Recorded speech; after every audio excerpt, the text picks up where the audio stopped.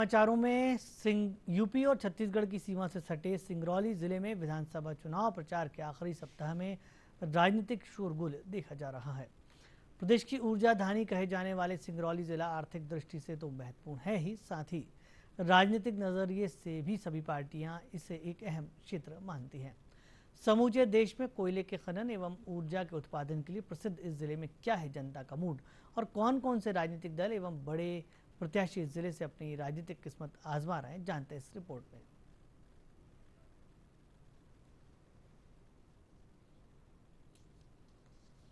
गढ़ है ही, साथ ही यह आदिवासी बहुल क्षेत्र होने से अपनी अनूठी संस्कृति एवं लोक परंपरा के लिए भी जाना जाता है।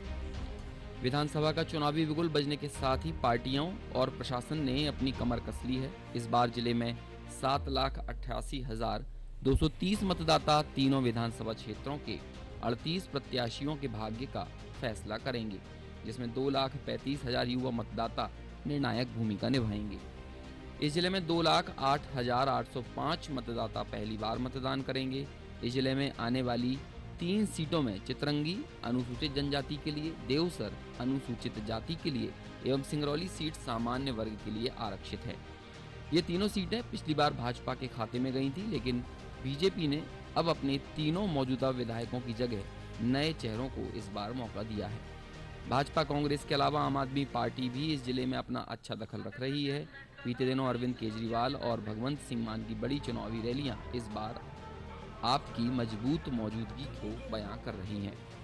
इन तीनों पार्टियों के अलावा बहुजन समाज पार्टी समेत कई अन्य दल और दूसरे क्षेत्रीय मजबूत नेता भी मुख्य राजनीतिक दलों के वोटों में सेंध लगाने के लिए तैयार हैं। लिहाजा जिले की सभी सीटों पर रोचक चुनावी घमासान देखने को मिलेगा। चितरंगी में बीजेपी से राधा सिंह का सीधा मुकाबला कांग्रेस के प्रत्याशी पूर्व सांसद मानिक सिंह से होगा।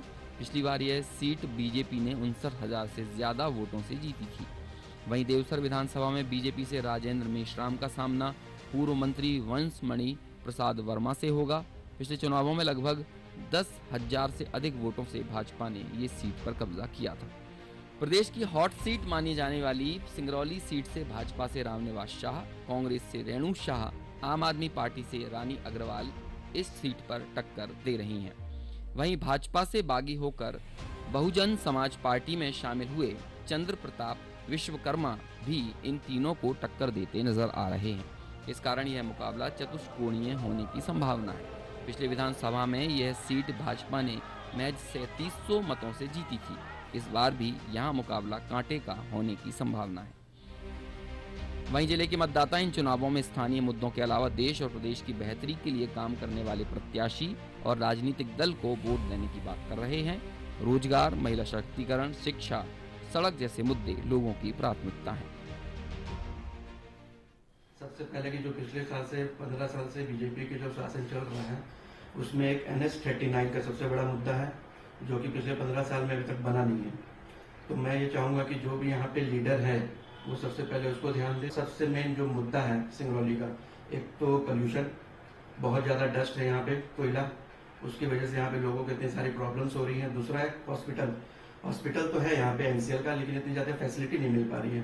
कुछ भी हो तो आपको यहाँ नेहरू हॉस्पिटल जाना पड़ता है, और आजकल नेहरू हॉस्पिटल में भी इतनी ज्यादा फैसिलिटी वहाँ पे नहीं प्रोवाइड की जा पा रही है। तो कुछ मुद्दे जो है, जो मैं नई सरकार कोई भी आती है तो मैं उससे ये चाहूंगा कि वो उस पर ध्यान दे और उसको सही करने की कोशिश करे। तो बहुत ही मामला दिलचस्प है। कांग्रेस भी हावी दिख रही है बीजेपी से थोड़ा, लेकिन अभी भी मोदी जी का और बहुत स्टार प्रचारकों का यहाँ रैली है, तो माहौल बदल सकता है। कांटे की टक्कर है, अब ये कह सकते हैं 19-20 का है यहाँ सिंगरौली विधानसभा क्षेत्र में।